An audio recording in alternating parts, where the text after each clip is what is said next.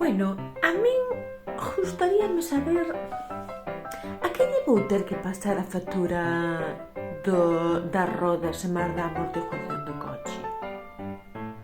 Digo porque, a ver, eu xa sei que aquí ao rollo politiqueo gustamos moito facer as obras das carreteras cando veñen as eleccións, pero non hai eleccións cerca. Non hai pronto eleccións. A carretera que vai de Caldas a Cuntis xa parece o camiño para ir á Tuxeira da Birta. A ver se me entendes. A que lle pasamos a factura? Non aguanta hasta as eleccións.